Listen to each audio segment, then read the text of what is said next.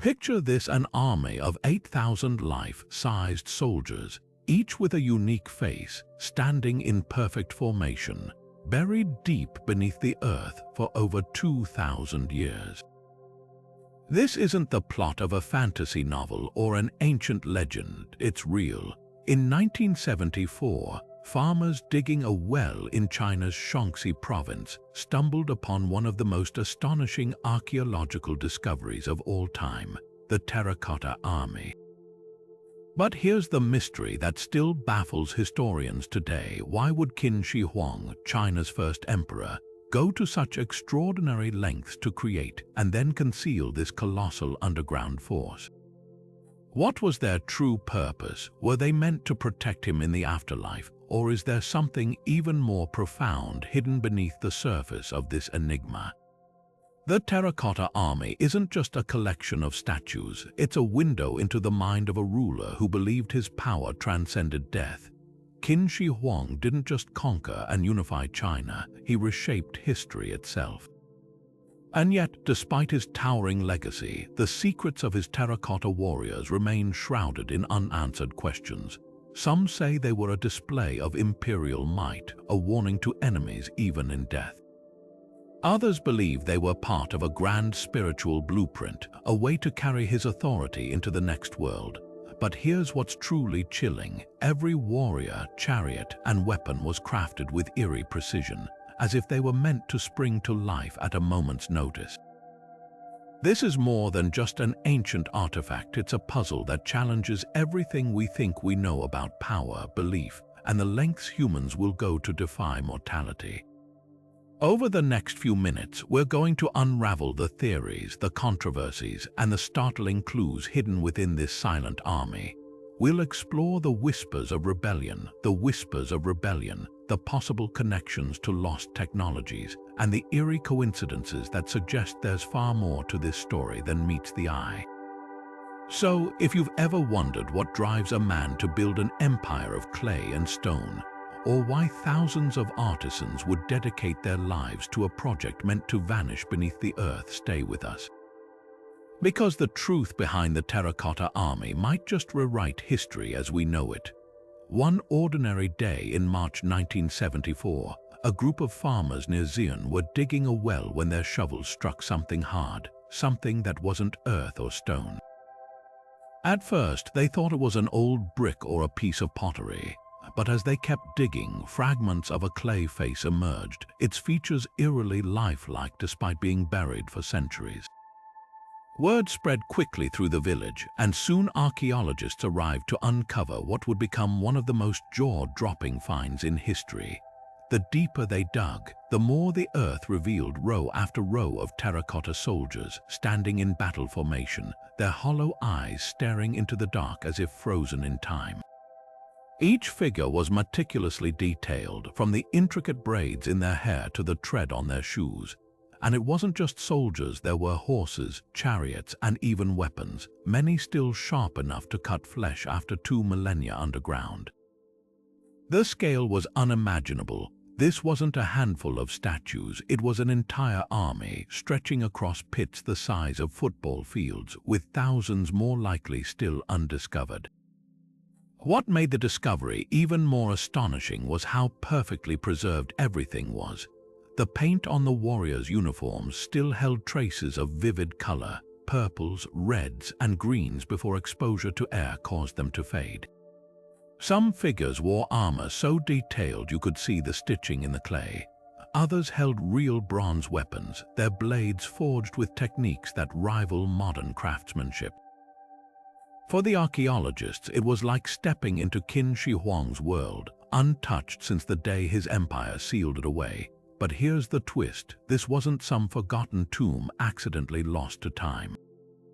The Terracotta Army was buried deliberately, hidden beneath layers of soil and bamboo mats, as if the emperor wanted it to stay secret. There were no grand inscriptions, no markers, just silence. That's what makes this discovery so haunting. These warriors weren't meant to be found, so why go to such extraordinary lengths to create them, only to bury them where no one would see?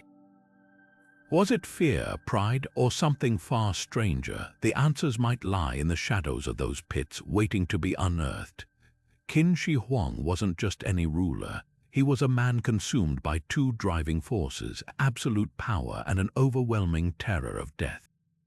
After unifying China's warring states in 221 BC, he became the first emperor of a centralized empire, standardizing everything from currency to written script. Yet for all his earthly achievements, one thought gnawed at him relentlessly: what happens when this ends? Historical records describe a ruler who grew increasingly paranoid, convinced that assassins or vengeful spirits could reach him even beyond the grave. This obsession manifested in bizarre ways. He drank mercury-laced potions, believing alchemists' claims it would grant eternal life. He sent expeditions to mythical Pinglai Mountain, searching for the elixir of immortality. When those failed, he turned his attention to the next best thing: constructing a death-proof empire. The Terracotta Army wasn't just artwork, it was insurance. Ancient Chinese beliefs held that the afterlife mirrored the living world, and Qin intended to rule both. Imagine the mind of a man so fearful of oblivion that he commissioned 8,000 clay soldiers, each taking roughly 1 month to craft, just to guard his spirit. What's chilling is how calculated this preparation was. The warriors weren't placed randomly, they're organized into precise military formations, with archers at the front and generals in the rear, replicating the battle strategies that won his real-world conquests. Even their positioning matters. They face east, toward the former rival states Qin had crushed, as if expecting retaliation from beyond the grave. This was no symbolic gesture. The emperor's advisors wrote that he slept in different rooms each night to thwart assassins. That same paranoia echoes in these silent clay ranks, an eternal garrison against imagined threats. But here's the tragic irony: while Qin poured resources into defeating death, his very pursuit may have killed him. Those mercury potions, they likely gave him chronic poisoning, contributing to his death at just 49. And his elaborate necropolis, looted and burned within years of his burial despite all precautions. Yet the Terracotta Army endures, not as a testament to immortality, but to the universal human struggle against our own impermanence. In trying to escape death, Qin Shi Huang did something far more profound. He made us confront why it terrifies us all. The sheer scale of the Terracotta Army staggers the imagination. 8,000 soldiers standing at attention, each one a handcrafted masterpiece. But look closer, and you'll realize these aren't identical clones marching in unison. Every figure has distinct facial features, hairstyles, even subtle differences in posture, as if capturing real individuals from Qin Shi Huang's imperial army. Some glare with the intensity of seasoned warriors, their brows furrowed in eternal vigilance. Others wear calm, almost serene expressions, suggesting the quiet confidence of veteran officers. Then there are the young recruits, their faces smooth and unlined, frozen in time before their first battle. This wasn't mass production, it was an act of meticulous portraiture on a scale never before seen in human history. The army's composition reveals a chilling attention to military detail. Among the ranks, you'll find infantrymen crouched with crossbows, their weapons still loaded with bronze bolts. Behind them stand towering generals, their armor layered with intricate plaques, their chests puffed with authority. Then there are the cavalrymen, each paired with a terracotta horse so lifelike you can see the muscles tensed beneath their clay hides. Even the chariots are engineering marvels, 130 of them, some decorated with ornate patterns, others stripped down for speed, all fitted with functional parts like spinning axles and leather reins preserved in the dirt. But what's truly groundbreaking is the diversity of roles.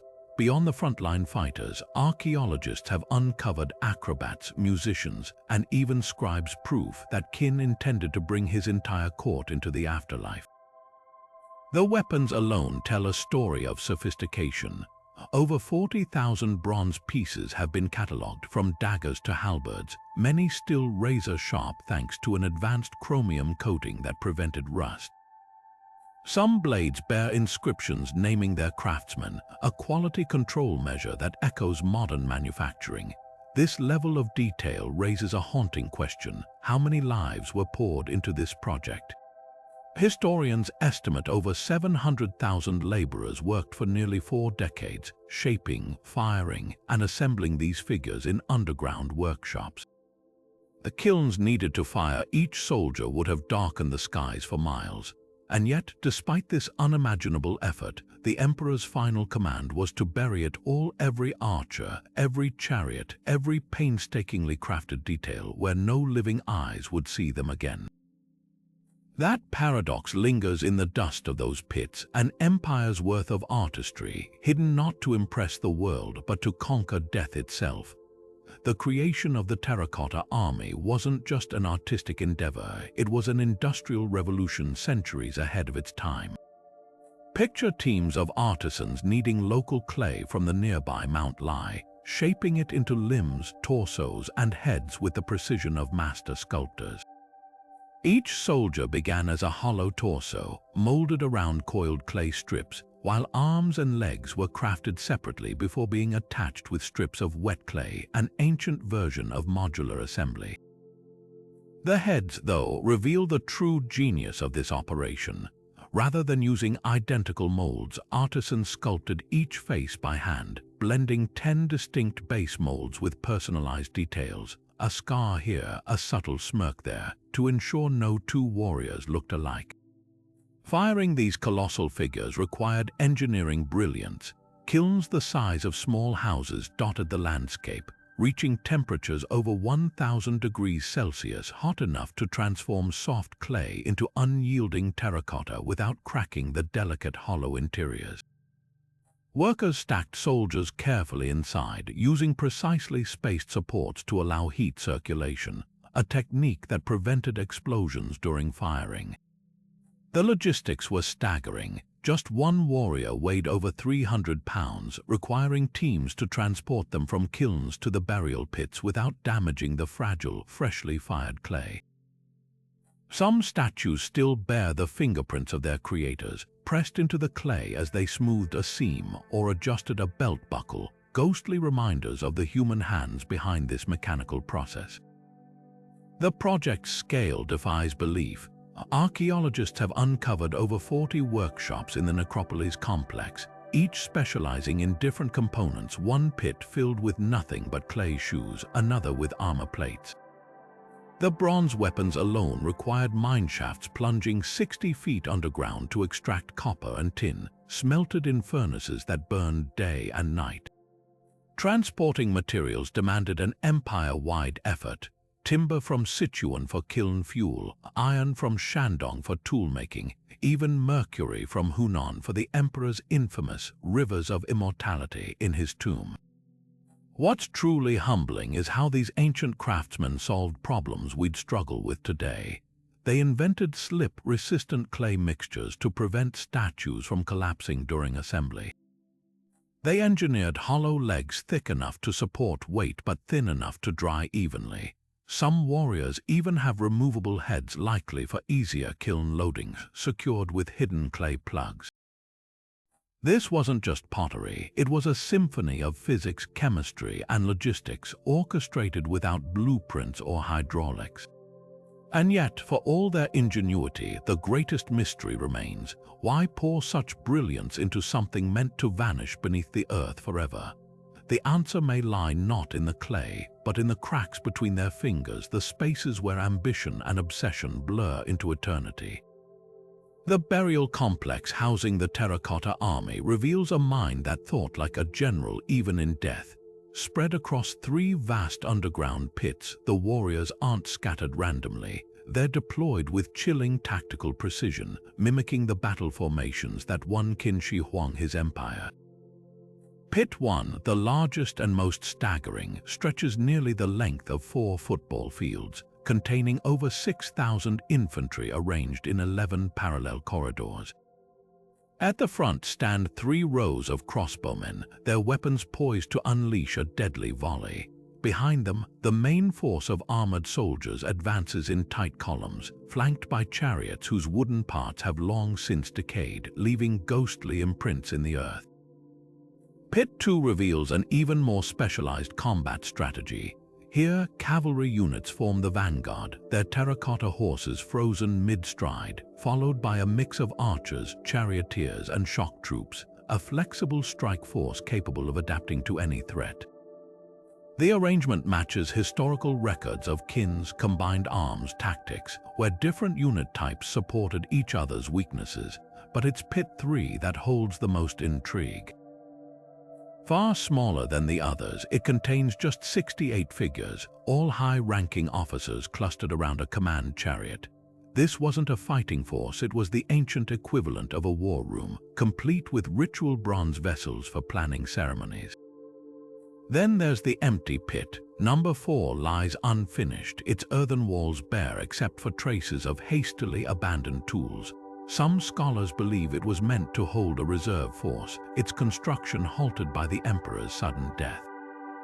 Others think it represents something far more symbolic, a space left vacant for the spirits of future warriors, or perhaps a deliberate imperfection reflecting the Taoist principle that nothing should ever be truly complete. Every detail in this subterranean tableau whispers of obsession. The pits align perfectly with the cardinal directions, their entrances guarded by secret passageways designed to trap tomb raiders. Soil analysis shows workers layered the floors with packed earth and ceramic tiles to prevent groundwater seepage, while the ceilings were reinforced with wooden beams and woven mats, a burial chamber built to withstand centuries. Yet for all this preparation, one question lingers in the dust. Why arrange an eternal army if no enemy could reach you in death? The answer might not lie in strategy, but in the trembling hands of a man who, even with the world at his feet, could never conquer his own dread. Among the many theories surrounding the Terracotta Army, one stands out as both the most widely accepted and the most chilling. This clay battalion was never meant for the living world. Ancient Chinese beliefs held that death was not an end, but a transition, a crossing into a spirit realm mirroring our own, where rulers would need their armies just as they did in life. Historical texts like Sima Qian's records of the Grand Historian describe Qin Shi Huang's terror of the afterlife, a place he imagined teeming with vengeful spirits of the rivals he'd crushed. To him, the Terracotta Army wasn't art, it was a spiritual insurance policy, a way to extend his dominance beyond the grave. The details in Sima Qian's account are eerily specific. He writes of the emperor's tomb being fitted with crossbows rigged to fire at intruders, replicas of palaces, and even rivers of flowing mercury, meant to simulate the great waterways of China.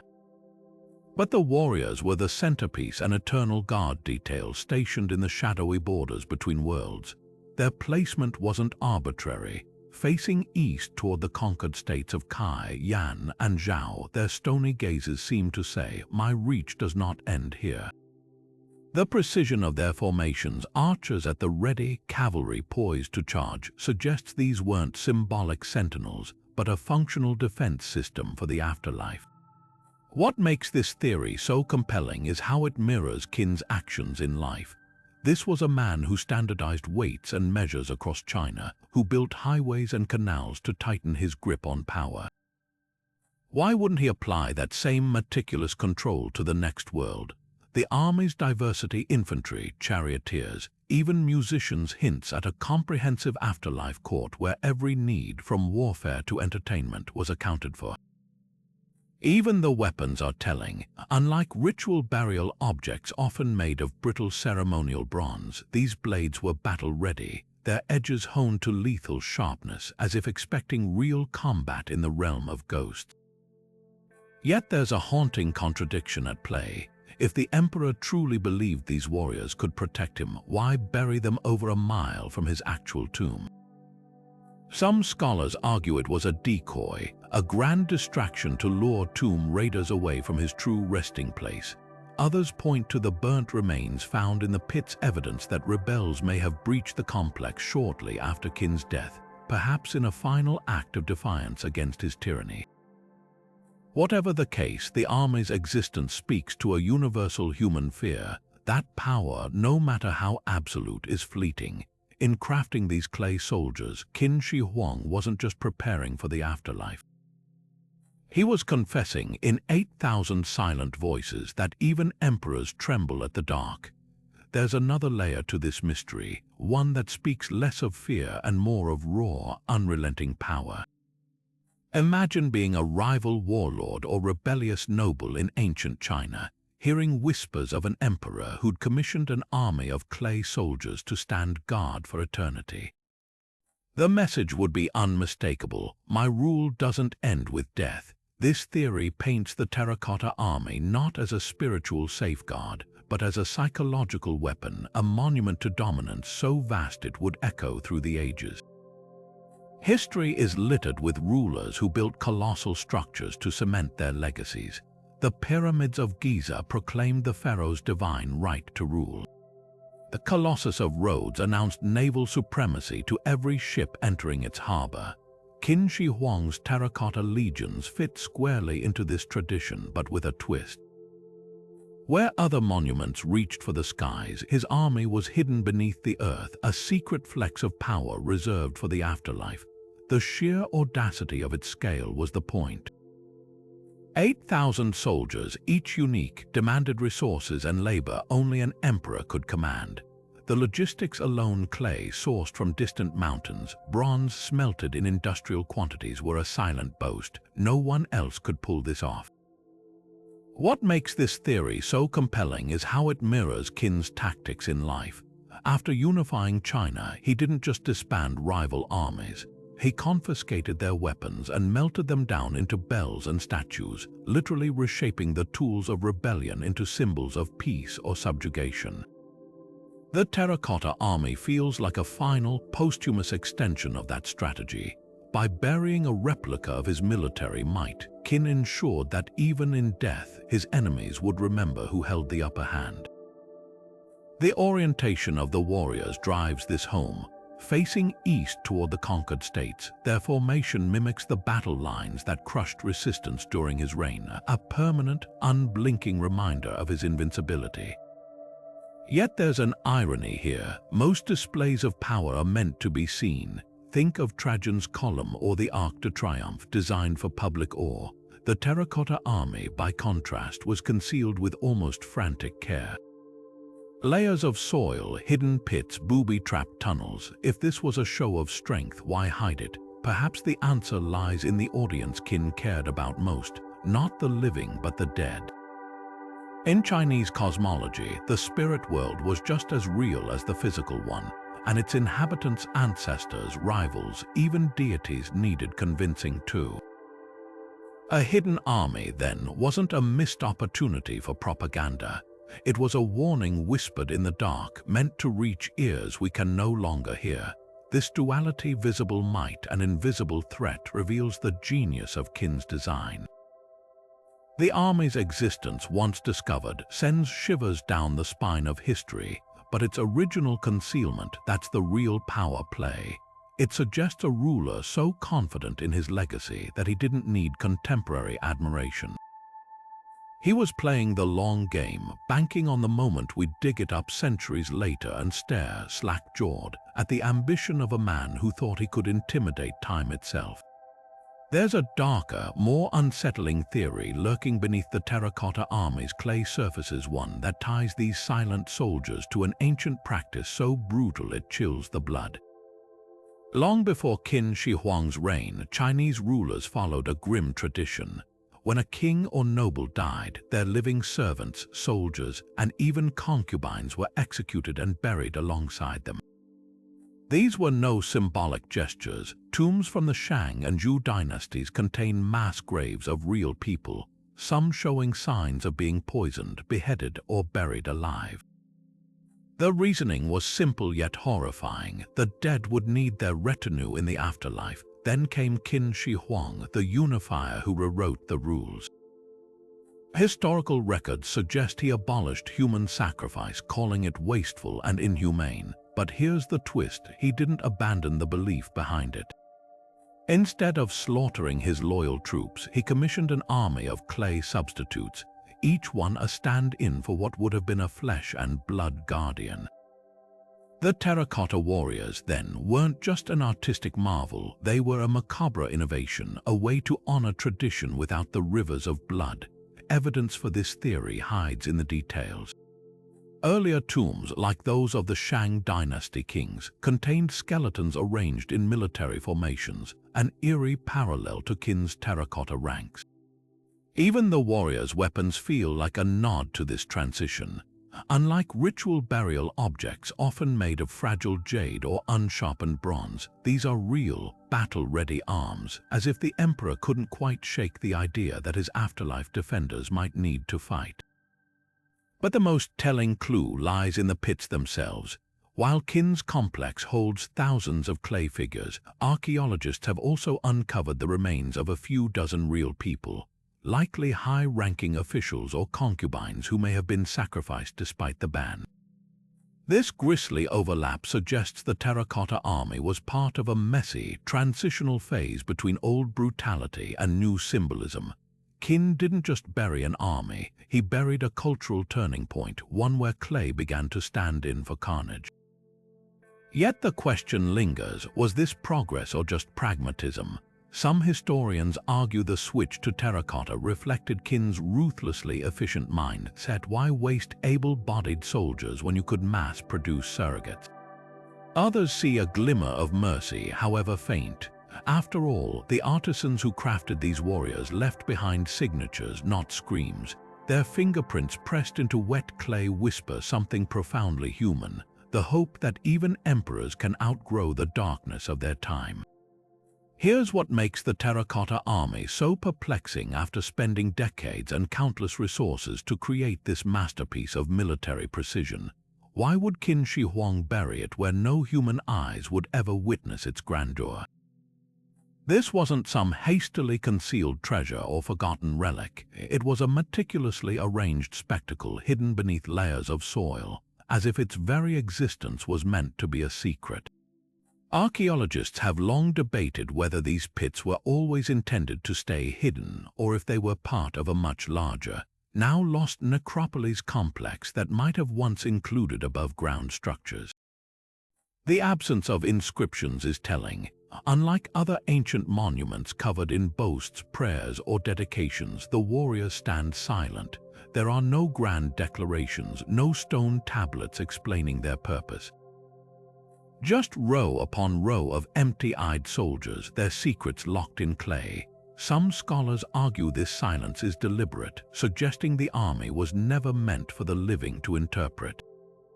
If its true audience was the spirit world, inscriptions would have been superfluous. The dead don't need words to understand power. Others point to evidence that parts of the necropolis were once visible. Traces of rammed earth walls and partial foundations hint that ceremonial gates or temples might have stood above the pits, perhaps intended for rituals or offerings before being lost to time. But if that's the case, why are the warriors themselves buried so deep? One theory suggests a radical shift in Qin's plans. Early in his reign, he might have envisioned a grand mausoleum complex where visitors could witness his eternal might. But as his paranoia grew, fueled by assassination attempts and alchemical delusions, he may have ordered everything sealed away, as if even the living were a threat to his afterlife rule. Then there's the rebel hypothesis. Historical records describe how, just a few years after Qin's death, peasant uprisings stormed the imperial tombs, looting and burning as revenge for decades of tyranny. Charred beams and broken statues in the pits suggest this army wasn't spared. If the warriors were originally meant to be seen, their concealment might have been an act of desperation, a last-minute effort to protect them from destruction. But perhaps the most unsettling possibility is that the Terracotta Army was always meant to exist in the shadows. Chinese burial traditions often emphasized secrecy. Tombs were hidden, entrances booby-trapped, locations unmarked to deter grave robbers and vengeful spirits. If Qin believed his clay soldiers could truly function in the afterlife, exposing them to the living world might have diluted their power. Like a magician's trick, their effectiveness depended on remaining unseen, their full force only unleashed in the realm of the dead. The truth might lie somewhere between these theories. The Terracotta Army could have served dual purposes, a hidden safeguard for the emperor's spirit and a whispered legend among the living, its rumored existence alone enough to cement Qin's eternal dominance. After all, power isn't just about what's seen, it's about what's imagined. And 2,000 years later, as we still puzzle over these silent sentinels, one thing is certain: Qin Shi Huang's greatest weapon wasn't clay or bronze. It was mystery itself. Among the silent ranks of the Terracotta Army, two discoveries stand apart: not clay warriors, but masterpieces of bronze so delicate they seem to defy the weight of centuries. In 1980, archaeologists uncovered a pair of chariots buried just west of Qin Shi Huang's tomb, each one a mesmerizing blend of artistry and engineering. These weren't battlefield machines, they were ceremonial carriages, half the size of real chariots yet dripping with ornate details, swirling cloud patterns, intricate dragon scales, even tiny bronze bells that would have chimed with every movement. But here's what's truly astonishing: these chariots weren't meant for war or even display. They were built for a journey no living eye could witness. The first chariot, known as the High Chariot, is a marvel of ancient craftsmanship. Its canopy stretches like a soaring eagle's wings, supported by pillars so slender they look barely able to hold the weight of the bronze. Beneath it stands a driver frozen mid-motion, one hand clutching reins, the other raised as if to signal an unseen procession. Every element here whispers of spiritual significance: the umbrella-like canopy symbolizing the heavens, the driver's posture mirroring ritual poses from ancient divination texts. But it's the chariot's construction that reveals its true purpose. Unlike practical war chariots with rugged axles and thick wheels, this one boasts joints fitted with silver and gold, designed not for speed but for silent, eternal movement. Its companion, the low chariot, tells an even more intimate story.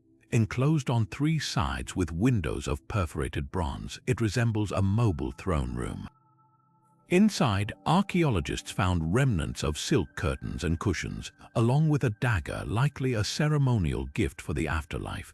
The wheels alone are works of art, their spokes shaped like feathered arrows, a nod to the emperor's belief in celestial travel. What makes this chariot extraordinary is its hidden functionality. The doors open and close smoothly even now, their hinges engineered with a precision that rivals modern machinery. This wasn't just a sculpture, it was a vehicle meant to be used, its every curve and joint whispering of journeys beyond the mortal realm. Symbolism bleeds from every rivet. The chariot's horses, 4 for the high chariot, 4 for the low, aren't static statues but creatures caught in motion, their manes rippling as if stirred by an otherworldly wind. Their harnesses bear tiny jade ornaments, a material believed to preserve the body and soul. Even the positioning matters: the chariots face east, aligned with the rising sun, and the path Qin's soul would take to ascend among the immortals. Ancient texts describe how bronze, unlike clay, was thought to carry spiritual energy, a conductor between worlds. These chariots, then, were more than grave goods. They were celestial taxis, polished and poised to ferry the emperor's spirit into eternity. Yet one detail chills more than any other. The chariots were found disassembled, their 1,000-plus pieces laid out as if awaiting activation. Some scholars believe this mirrors a burial rite called lixian, the arrangement of the transcendent, where objects were rendered incomplete to be made whole again in the afterlife. It's a haunting thought that these silent bronzes weren't just art but dormant machines waiting for a command from beyond to snap them into motion. In crafting them, Qin's artisans didn't just build chariots, they built a bridge, one that, even now, trembles with the echoes of an emperor's unshakable will. Beneath the shadow of the Terracotta Army lies a secret that has tantalized archaeologists for decades, a towering, man-made mound covering the untouched tomb of Qin Shi Huang himself. While scientists have mapped the necropolis surrounding it, the emperor's final resting place remains sealed, its secrets locked away by history, fear, and technological limitations.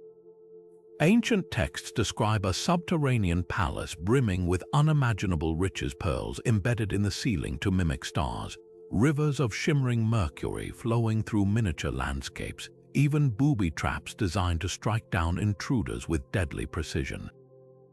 But are these accounts poetic exaggeration, or does the heart of this complex truly hold wonders beyond our wildest dreams? The challenges of excavating the tomb read like an Indiana Jones screenplay. First, there's the mercury problem. Soil samples reveal concentrations of the toxic metal up to 100 times higher than normal, matching Sima Qian's description of rivers and seas of mercury, crafted to represent China's waterways. Modern archaeologists face a grim dilemma: how to safely penetrate a space potentially flooded with liquid poison, where a single breach could vaporize enough mercury to kill an excavation team. Then come the traps. The same texts speak of crossbows rigged to fire automatically at grave robbers, pitfalls hidden beneath false floors, and cascades of loose stones meant to bury trespassers alive. While some dismiss these as myths, others warn that Qin's engineers were more than capable of building such deadly safeguards. His real-world achievements included standardized weapons production and massive defensive walls, after all. But the most compelling argument against opening the tomb isn't danger, it's ethics. China's cultural heritage laws now prioritize preservation over excavation, recognizing how quickly artifacts degrade once exposed to air. The terracotta warrior's once vibrant paint flakes off within minutes of contact with oxygen, a heartbreaking lesson in irreversible loss. Imagine what priceless silks, lacquered artworks, or organic remains might turn to dust if the tomb's delicate microclimate were disturbed. Some scientists propose non-invasive methods like cosmic ray imaging or robotic probes, but even these carry risks. A single misplaced drill bit could collapse a 2,000-year-old ceiling painting or trigger an ancient booby trap. Perhaps the greatest mystery isn't what lies inside, but why we're so desperate to uncover it. Is it scholarly curiosity or something more primal, the same hunger for immortality that drove Qin himself?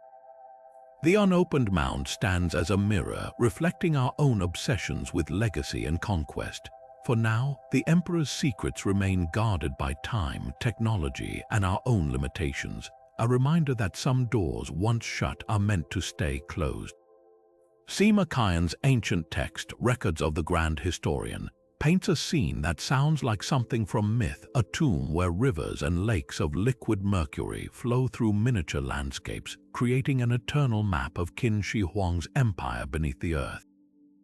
For centuries, scholars dismissed this as poetic exaggeration, a fanciful metaphor for the emperor's boundless ambition. Then, in the 1980s, scientists tested soil samples from the burial mound and got a shock. Mercury levels up to 100 times higher than normal, concentrated in patterns eerily resembling China's major waterways. Suddenly, the legend had teeth. The presence of mercury raises two spine-tingling possibilities, both rooted in Qin's obsessions. The first ties back to his relentless pursuit of immortality.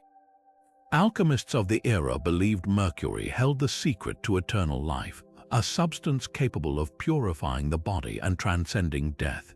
Qin famously drank mercury potions, likely hastening his demise through poisoning. By channeling the toxic metal through his tomb, he might have been attempting a grand alchemical ritual, turning his burial chamber into a crucible where his spirit could undergo perpetual purification.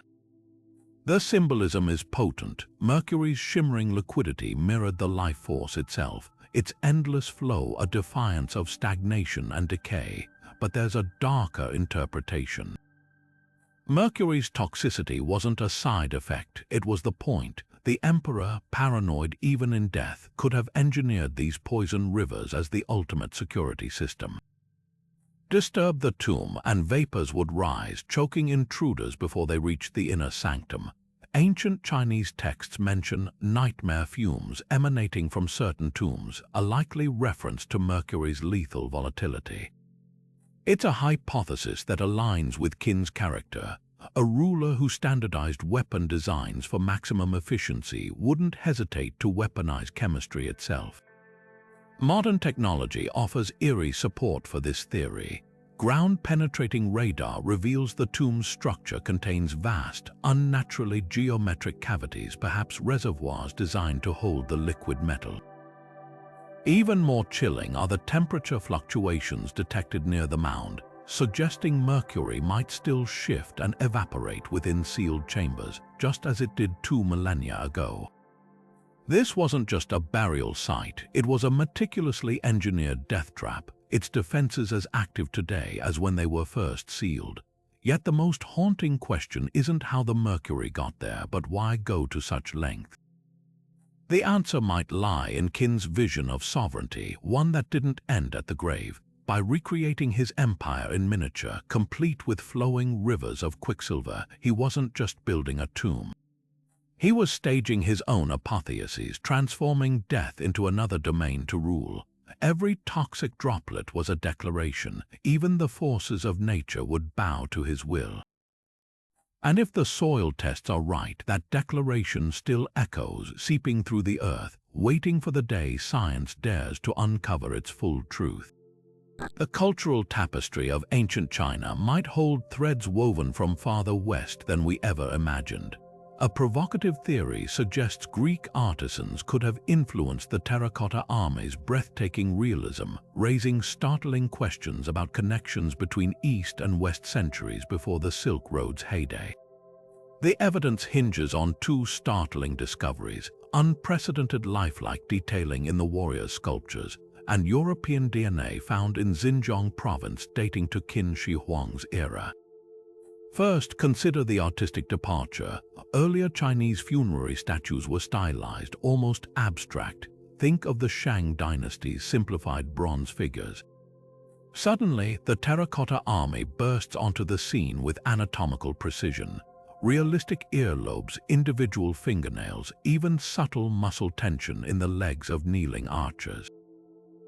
This leap toward naturalism eerily parallels Greek sculpture's evolution a century earlier, where artists like Polykleitos pioneered lifelike human proportions. Even the warriors coiled clay construction layers built like Greek pottery hints at unfamiliar techniques. Could this be coincidence or evidence of transplanted knowledge? The genetic findings add fuel to the debate. In 2013, researchers testing skeletons from Xinjiang's Urumqi region identified European mitochondrial DNA in remains contemporaneous with Qin's reign. These weren't just traders. One male skeleton stood over 6 feet tall with distinctly Caucasian features, buried alongside remnants of hemp fabric resembling Greek tunics. More intriguingly, his grave goods included a peculiar bronze weight matching measurement standards used in Macedonia. The timeline overlaps perfectly with Alexander the Great's eastern campaigns, which pushed to India's edge by 326 BC, just a century before the Terracotta Army's creation. Skeptics counter that influence doesn't require direct contact. Ideas travel along trade routes like whispers in a game of telephone. But there's a tantalizing historical footnote. Greek records mention a strange eastern kingdom called Sears, possibly a transliteration of Qin. Could artisans from Alexander's disbanded armies have wandered further east, bringing Mediterranean aesthetics to Chinese workshops? The Terracotta Army's sudden appearance supports this. Archaeologists note the sculpture's quality declines in later pits, as if foreign masters trained locals who gradually reverted to traditional styles. Yet the theory isn't without problems. No Greek artifacts have surfaced in Qin's capital, Xianyang, and Chinese texts from the period never mention Mediterranean visitors. The warriors' facial structures remain distinctly East Asian, unlike the hybridized art seen when cultures collide. Perhaps the answer lies in between, not Greek hands shaping clay, but Greek ideas carried by Central Asian intermediaries who bridged the ancient world. What remains undeniable is the revolutionary nature of Qin's project.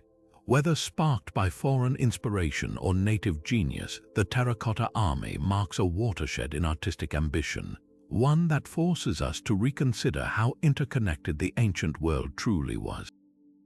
The silent soldiers might hold more than the emperor's secrets. They could be relics of a forgotten cultural exchange, waiting 2 millennia for us to decipher their origins. Buried among the silent ranks of clay soldiers lies something far deadlier: real weapons, frozen in time yet still razor-sharp after 2,000 years. These weren't ceremonial props, they were the cutting edge of Qin Dynasty warfare, forged with metallurgical mastery that still baffles modern scientists.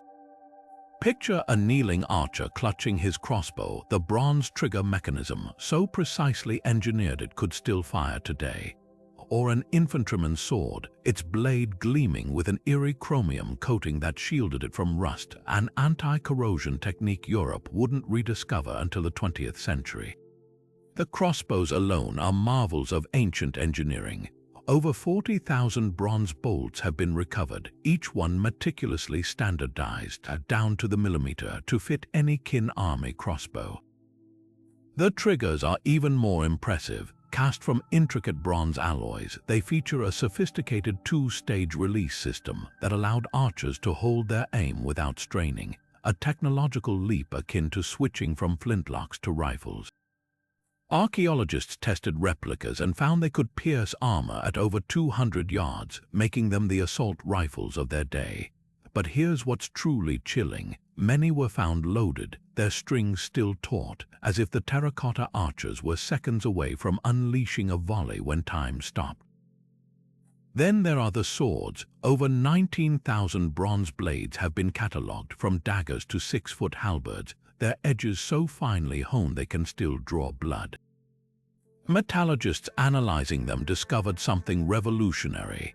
The Qin didn't just pour molten bronze into molds. They employed a process called stack casting, layering different alloys to create blades that were flexible near the hilt yet rigid at the cutting edge, a technique comparable to modern layered steel. The craftsmanship borders on obsessive. Some hilts bear silk wrappings preserved by the clay's anaerobic embrace, while others feature ornate pommels weighted for perfect balance. Yet the real shock came when researchers examined the swords under electron microscopes. The chromium dioxide coating wasn't just a preservative, it was applied with such precision that it bonded molecularly to the bronze, suggesting an understanding of chemistry centuries ahead of its time. Even more perplexing, the alloy ratios vary subtly between weapons, as if armories were fine-tuning recipes for specific combat roles. A cavalry sword might contain extra tin for hardness, while an officer's dagger could be alloyed with lead for easier thrusting. This arsenal wasn't just buried, it was staged for war. Arrowheads cluster in leather quivers, their triangular tips designed to puncture armor. Charioteers' spears lean against clay saddles, their shafts long decayed but their bronze points still lethally pointed.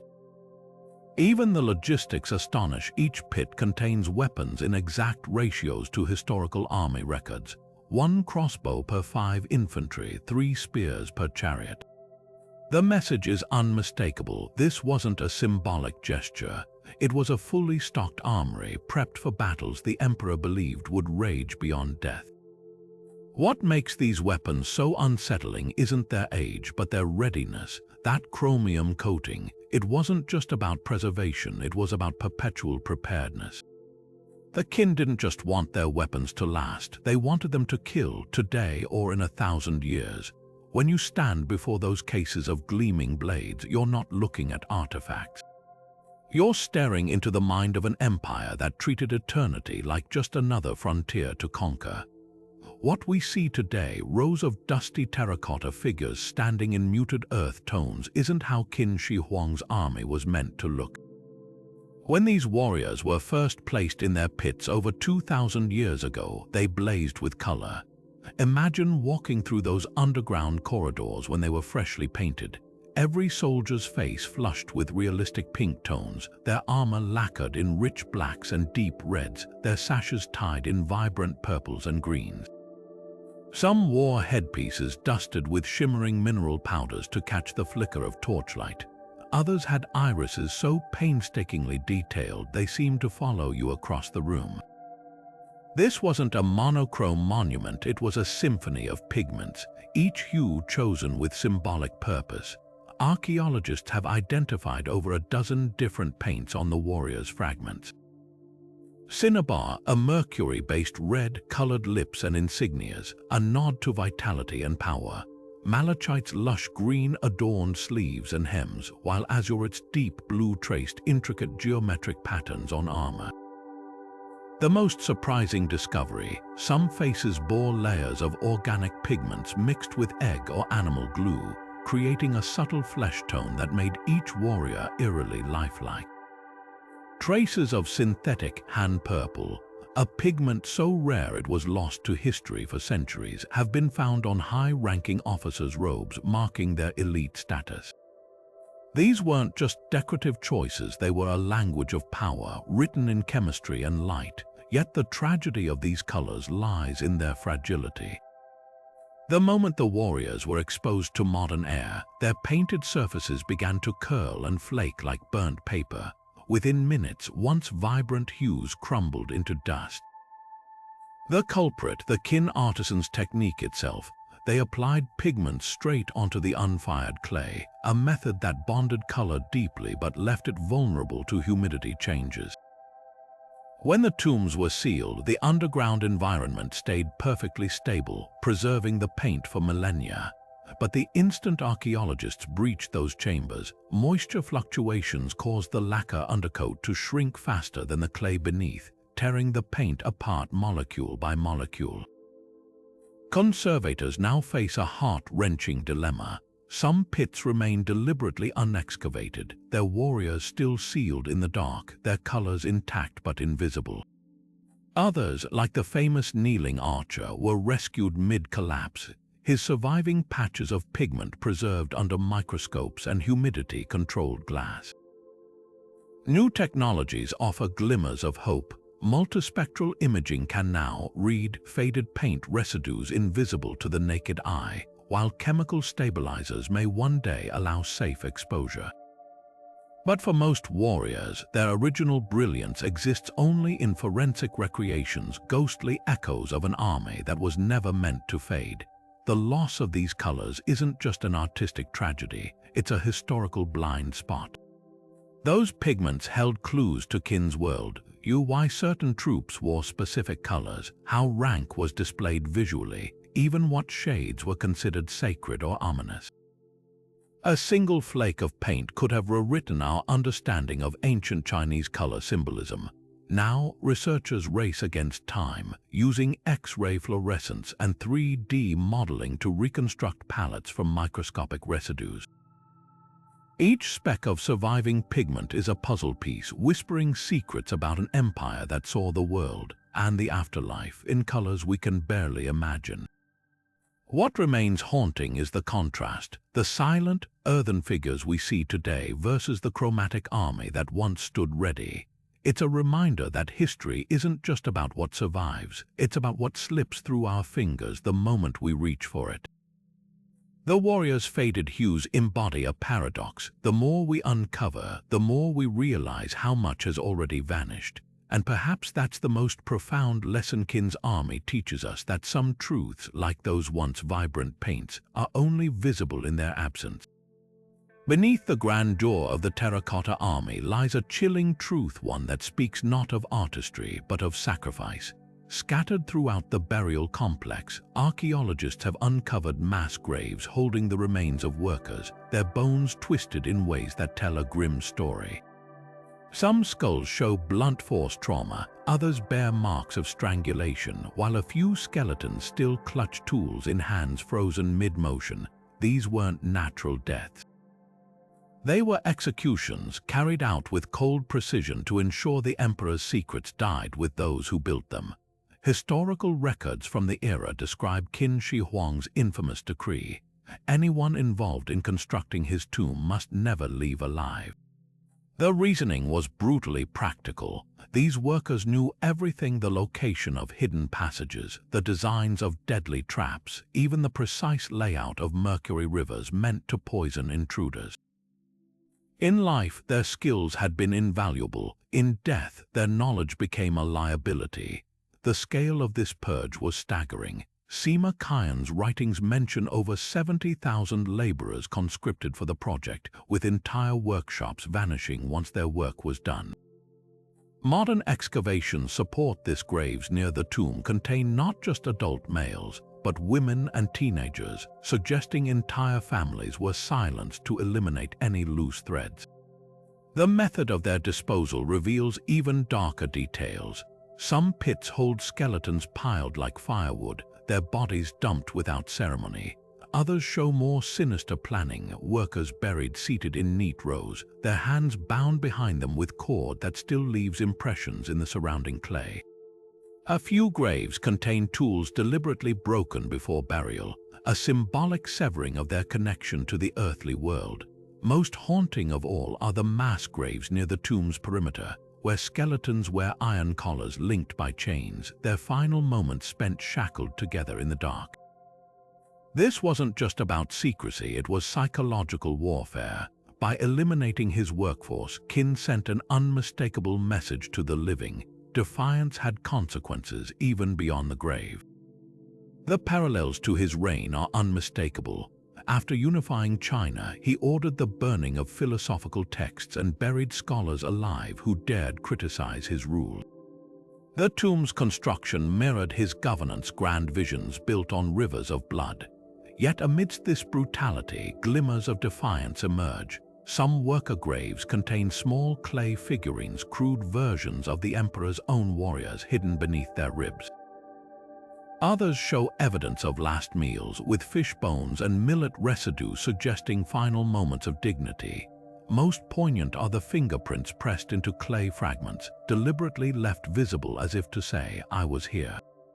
These silent acts of rebellion remind us that even in death, the human spirit refuses to be erased. The tragedy of these workers lingers in the very soil of the necropolis.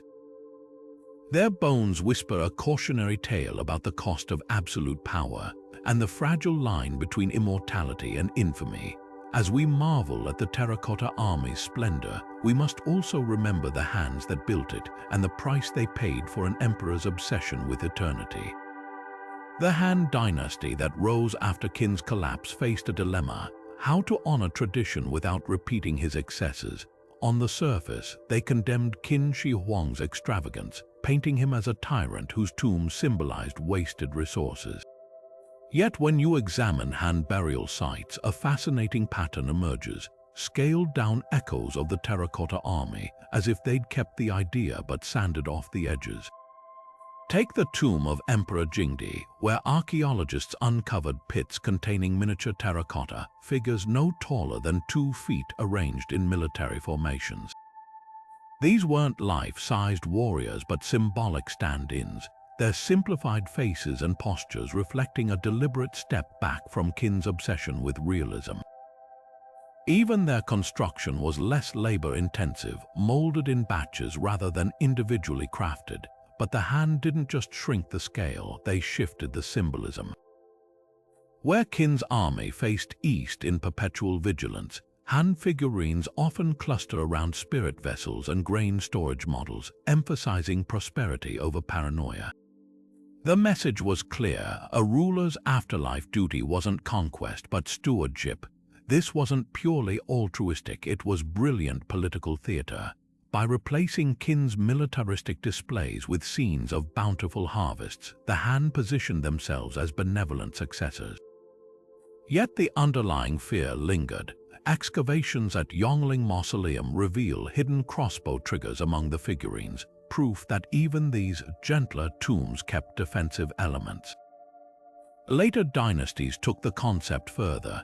Tang emperors opted for painted pottery courtiers instead of soldiers, their flamboyant glazes celebrating cultural refinement. The Ming turned to symbolic stone processions, the famous avenue of animal statues leading to the 13 tombs mixing grandeur with restraint. Each adaptation carried a quiet admission. Qin's vision was too potent to discard entirely, but too dangerous to replicate. The Terracotta Army had set an impossible standard, becoming the ghost at every subsequent ruler's funeral. Even in rejection, it shaped 1,000 years of burial customs, proving that the greatest power isn't just in what you build, it's in what others can't stop copying. The modern excavation of the Terracotta Army pits isn't just about unearthing history, it's a high-stakes race against time, where every shovel of dirt risks destroying the very treasures archaeologists hope to save. Take the warrior's paint, for example. When first exposed to air after 2 millennia in stable darkness, those vivid pigments, cinnabar reds, malachite greens, and rare hand purple, can flake off within minutes, vanishing before researchers' eyes. Conservation teams now work like emergency surgeons, spraying newly uncovered fragments with preservatives the moment they're exposed, then stabilizing them in humidity-controlled cases. Some pits remain deliberately unexcavated, their contents left buried until technology catches up with the fragility of what lies beneath. Technology offers both solutions and new dilemmas. On one hand, 3D laser scanning lets researchers create millimeter-perfect digital replicas of warriors without touching them, mapping cracks and erosion patterns invisible to the naked eye. Thermal imaging helps locate hidden chambers by detecting subtle temperature variations in the soil. But these tools have limits. Ground-penetrating radar can't distinguish between a clay soldier and a rock, while X-rays struggle with the tomb's dense layers of packed earth. Even drones, useful for surveying the sprawling site, risk disturbing delicate microclimates with their downdrafts. The scale of the challenge becomes clear when you realize less than 1% of the necropolis has been thoroughly studied. The main burial mound, Qin Shi Huang's rumored resting place, remains sealed, its secrets guarded by toxic mercury levels and the very real fear of triggering ancient booby traps. Archaeologists face agonizing choices: drill a core sample to test for mercury vapor, risking contamination, or leave the tomb untouched for future generations with better tools. Some advocate for virtual archaeology, using muon tomography, a cosmic ray scanning technique, to peer through meters of earth without breaking ground. Others warn that delaying excavation risks permanent loss. Groundwater shifts and microbial activity could be decaying artifacts right now, unseen. Perhaps the greatest obstacle isn't technical but philosophical.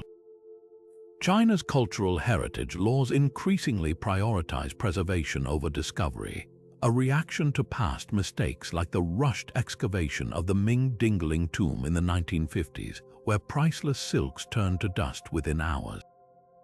Every decision carries weight. Disturb a warrior's fragile pigments to study their chemistry, or leave them buried, their secrets intact but inaccessible. It's a paradox that haunts every dig. The more we learn, the more we realize how much we might lose in the learning. Amidst these challenges, one truth emerges: the Terracotta Army isn't just a relic of the past. It's a living lesson in humility, reminding us that some mysteries resist our tools, our timelines, and even our best intentions. For now, the vast majority of Qin's underground empire waits, patient as his clay soldiers, for the day when science and reverence can walk hand in hand into the dark.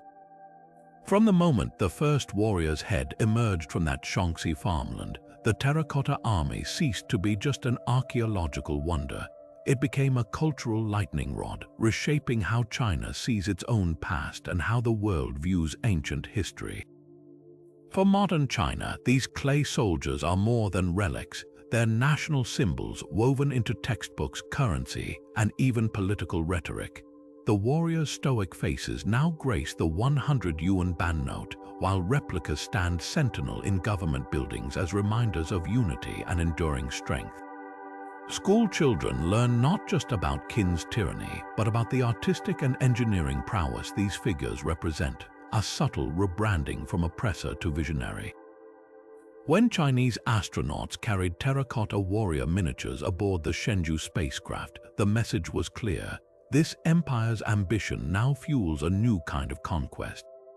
Globally, the Army's influence stretches far beyond museum exhibitions. Hollywood blockbusters like The Mummy, Tomb of the Dragon Emperor reimagined Qin's warriors as supernatural automatons, while video games such as Civilization and Assassin's Creed cast them as both wonder and weapon. These pop culture portrayals often blur fact and fantasy. Few realize the real warriors never held magical powers, but they've cemented the army in the global imagination as the ultimate ancient mystery. Even fashion hasn't resisted their pull. Designers from Alexander McQueen to Guo Pei have draped models in warrior-inspired armor motifs, transforming military precision into haute couture. The warrior's gravitational pull extends to diplomacy. When China loans statues for international exhibitions, it's never just an art exchange, it's soft power in motion. The British Museum's 2008 exhibition drew over 850,000 visitors, many of whom left with a newfound awe for Chinese history. Yet these tours also spark controversy. Critics argue that displaying warriors individually plucked from their tactical formations reduces them to decontextualized trophies, stripping away their original purpose as a collective force. Perhaps the most unexpected legacy lies in how the Terracotta Army has rewritten archaeological ethics. Before their discovery, many tombs were excavated with little regard for preservation. The heartbreaking loss of the warriors' original pigments forced a global reckoning now. Teams routinely delay digs until non-invasive technologies catch up. The Army's silent presence whispers a cautionary tale that uncovering the past sometimes means watching it crumble before our eyes. From national symbols to pop culture icons, these clay soldiers have marched far beyond their pits. They remind us that history isn't static. It's a living conversation, one where an emperor's obsession becomes a modern mirror, reflecting everything from artistic ambition to political identity. The true power of the Terracotta Army isn't in its numbers, but in its endless ability to mean something new to each generation that unearths it. Where there are mysteries, conspiracy theories are never far behind, and the Terracotta Army has attracted its fair share of wild speculation. Some claim the entire discovery was an elaborate hoax staged by the Chinese government to fabricate a nationalistic symbol. Others whisper about extraterrestrial involvement, pointing to the warrior's lifelike precision as evidence of otherworldly technology. Then there are those who insist the army hides a secret energy grid, its formation aligning with ancient ley lines to channel cosmic power. While these ideas might sound far-fetched, their persistence reveals something fascinating about how we grapple with the unexplained. Take the hoax theory first. Skeptics argue that no ancient civilization could have achieved such artistic and technical mastery, suggesting the warriors were crafted in the 20th century as propaganda. But the evidence against this is overwhelming. Radiocarbon dating places the figures firmly in Qin Shi Huang's era, with organic materials like bamboo mats and wooden chariot parts matching 3rd century BC growth patterns.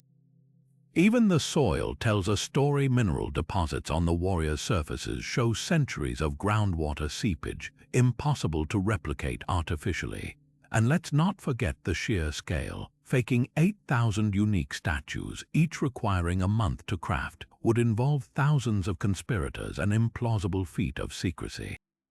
The extraterrestrial angle is equally tantalizing but equally shaky. Proponents point to the warriors' standardized weapons and advanced chromium plating as signs of alien intervention. Yet these innovations had clear earthly origins. Qin's empire was a hotbed of metallurgical experimentation, with bronze workshops producing everything from precision arrowheads to massive ceremonial bells. The chromium coating, while impressive, was achieved through a process of plant ash oxidation, a technique documented in later Han Dynasty texts. As for the soldiers' individualized faces, remember that Qin's artisans had generations of Chinese sculptural tradition to build upon. The leap from stylized Shang bronzes to naturalistic terracotta isn't so extraordinary when you consider the empire's centralized workshops and ruthless demand for perfection. Then there's the ley line hypothesis. Some fringe researchers claim the pits align with geomantic energy channels, forming a spiritual firewall to protect Qin's tomb. It's true the army faces east toward conquered territories, and the burial complex follows feng shui principles, but ancient Chinese builders routinely incorporated cosmic harmony into their designs. The alignment likely reflects Qin's paranoia about vengeful spirits, not some esoteric power grid. What makes these theories endure isn't facts, but the human mind's hunger for patterns. When faced with something as awe-inspiring as the Terracotta Army, it's tempting to reach for explanations that match its grandeur: aliens, lost technologies, grand deceptions. Yet the truth might be even more remarkable. That 2,000 years ago, an emperor marshaled the full might of his civilization to defy death itself, leaving behind not a mystery to solve, but a mirror to our own fascination with legacy and power. The warriors don't need extraterrestrial help to captivate us. Their real magic lies in what they reveal about the heights and depths of human ambition. In 1987, the United Nations Educational, Scientific and Cultural Organization made a decision that would forever change the fate of the Terracotta Army. It declared the mausoleum of Qin Shi Huang a World Heritage Site, placing it alongside landmarks like the Great Pyramid of Giza and the Taj Mahal. This wasn't just a ceremonial honor, it was a global acknowledgement of the site's unparalleled cultural significance, catapulting it from archaeological wonder to international icon overnight. The ripple effects were immediate. Visitor numbers, which had hovered in the tens of thousands annually, exploded to over 2 million within a decade. Xi'an, once a quiet historical backwater, transformed into one of China's top tourist destinations, its hotels, restaurants, and streets buzzing with travelers from every corner of the globe. Yet UNESCO recognition came with more than prestige. It brought urgent responsibility. The sudden surge of visitors introduced new threats: vibrations from foot traffic destabilizing delicate clay, humidity from breath-altering microclimates, even the accidental brush of a sleeve flaking away traces of ancient paint. Preservation became a race against time. Chinese authorities responded with innovative measures: climate-controlled display cases, restricted access to certain pits, and even virtual reality tours to reduce physical crowding. One groundbreaking technique involved injecting a special consolidant into the fragile pigments, effectively gluing them to the terracotta without altering their appearance. These efforts didn't just protect the warriors, they set new global standards for cultural site management. The economic impact reshaped the region. Local artisans revived ancient pottery techniques to craft replica warriors, creating a thriving cottage industry. Farmers who once tilled wheat fields now guide tours or run guest houses, their lives intertwined with the legacy of an emperor they'd never imagined would shape their futures. But prosperity came with dilemmas. Balancing accessibility with conservation remains a tightrope walk. How to welcome millions without eroding the very treasures they come to see? The answer lies in constant adaptation. Timed ticketing to stagger crowds, raised walkways to protect excavated areas, and a sprawling new museum complex designed to absorb foot traffic while showcasing discoveries. Most remarkably, UNESCO designation sparked a philosophical shift. No longer just China's cultural treasure, the Terracotta Army became a shared human inheritance. International collaborations flourished, with German chemists analyzing paint samples, American engineers modeling structural stresses, and British archivists digitizing excavation records. This collective guardianship underscores a profound truth. Some wonders are too vast, too fragile to belong to any one nation. They become mirrors held up to all of humanity, reflecting both our brilliance and our responsibility to preserve it. The warrior's silent vigil, once meant for an emperor's ego, now serves a far grander purpose, reminding us that greatness isn't just found in creation, but in stewardship. The silent sentinels of the Terracotta Army may have guarded their secrets for millennia, but modern science is finally unlocking their mysteries without ever lifting a shovel. Cutting-edge technologies are peeling back layers of history invisible to the naked eye, like neutron imaging, a revolutionary technique that beams subatomic particles through the unopened tomb mound to create ghostly X-ray visions of what lies beneath. These scans reveal eerie geometric voids matching ancient descriptions of Qin Shi Huang's underground palace, along with dense concentrations of metal that could confirm the legendary Mercury rivers. The real breakthrough, unlike traditional excavation, this method leaves every artifact untouched, preserving fragile pigments and organic materials that would crumble if exposed. Meanwhile, geneticists are extracting stories from the dust itself.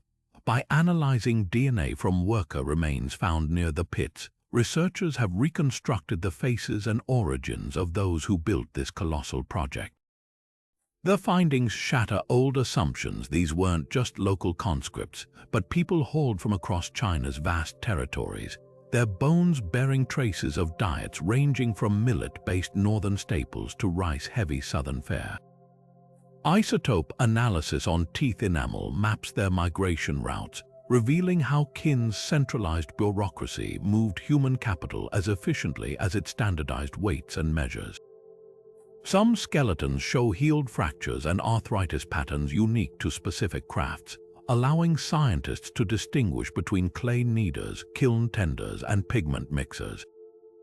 The warriors themselves are now testifying through advanced material science. Portable X-ray fluorescence scanners, no larger than a hairdryer, beam harmless radiation at their surfaces, instantly identifying the exact quarries where their clay was sourced. This has uncovered a supply chain stretching hundreds of miles, with some materials traceable to regions conquered during Qin's ruthless campaigns.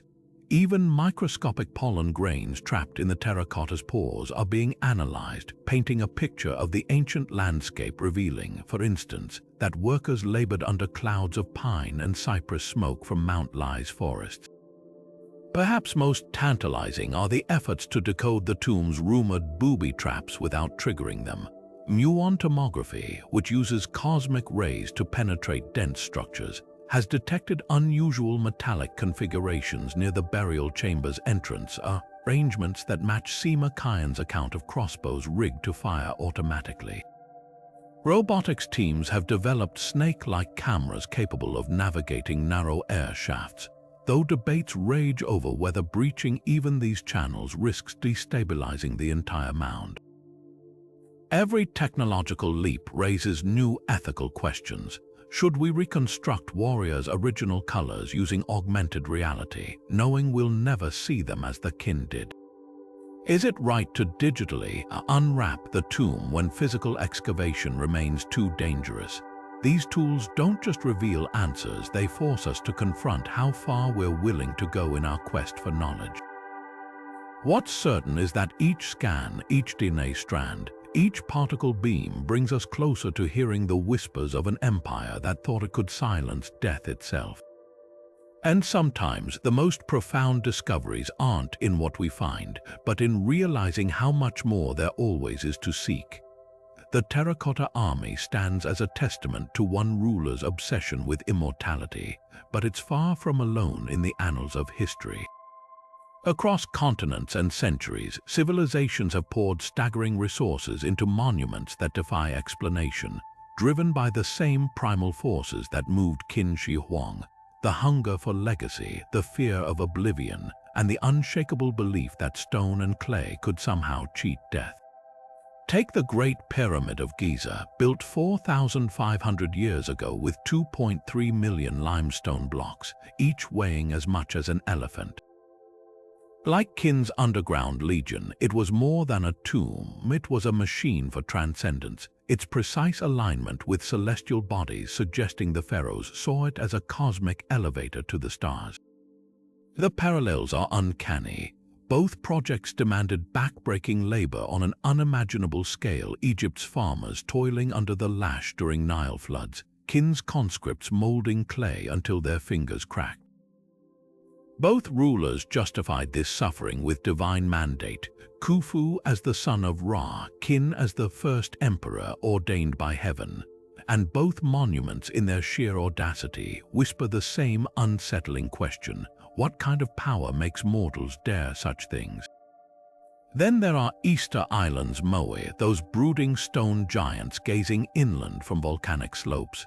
Like the terracotta warriors, they were rendered in startling individuality, each with distinct facial features, some bearing cryptic inscriptions, all originally painted in vibrant hues now lost to time. But while Qin's army hid underground, the Moai stood proudly visible, their island-wide distribution mapping clan territories and spiritual power. One civilization buried its legacy in secrecy, the other planted it defiantly in the open. Yet both speak to the universal urge to etch human presence onto eternity. The most haunting similarity: both projects may have contributed to their own downfall. The Rapa Nui's obsession with statue crafting likely deforested their island, just as Qin's necropolis drained his empire's resources, hastening rebellion. Half a world away, the Nazca lines etch another enigma into the earth. Unlike Qin's warriors or the Moai, these Peruvian geoglyphs weren't built to last scratched into the desert surface. They should have vanished with the next windstorm. Yet they endure, their colossal hummingbirds and spiders visible only from the sky. Here, the mystery isn't just why they were made, but who they were for. Were they messages to gods like Qin's Mercury rivers meant to mirror celestial waters? Astronomical calendars, landing strips for deities, or, as fringe theories suggest, extraterrestrials. The Nazca didn't leave written records, just as Qin's artisans never signed their masterpieces. Both civilizations shouted into the void, trusting that someone or something would hear.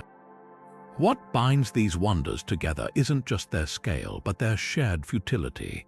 The pharaoh's pyramids were looted within generations, the Moai toppled in tribal wars. Qin's army, for all its might, couldn't prevent his dynasty from crumbling within years of his death. Yet in their failure, they succeed magnificently. These monuments didn't preserve power or cheat death, but they did something far more human. They turned their creators' names into legends, their fears into art, their dust into questions we still can't stop asking. That's the real magic of these mysteries. They remind us that long after empires fall, the most enduring thing we build isn't stone or clay, it's wonder itself. After centuries of study and debate, the Terracotta Army still guards its secrets as fiercely as it once guarded an emperor's tomb. Was it a spiritual strike force designed to protect Qin Shi Huang's soul in the afterlife, a psychological weapon projecting his dominance beyond death? Or a macabre compromise, replacing human sacrifices with clay surrogates? The evidence points in all directions at once. The warriors' battle-ready formations suggest military purpose, while their hidden burial whispers of rituals meant for otherworldly eyes.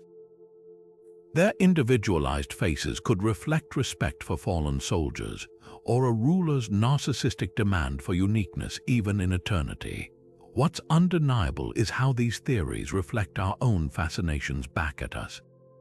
Ancient historians saw divine retribution in the army's abandonment. Modern governments celebrate it as cultural heritage, and pop culture transforms it into supernatural fantasy. Each interpretation reveals more about the interpreter than the warriors themselves. Perhaps that's the real lesson, that mysteries like these are mirrors, showing us what we value, what we fear, and what we're willing to believe. The truth may lie scattered like pigment flakes in the Xian soil, too fragmented to reconstruct fully.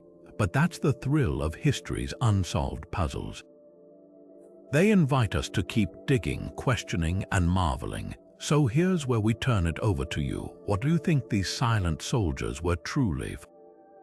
Were they guardians, propaganda, or something even stranger? Drop your theories in the comments because the conversation about Qin's Clay Legion is far from over. And if this ancient enigma left you hungry for more, explore the links below for deep dives into China's other archaeological wonders. The past never stops whispering, we just have to learn how to listen.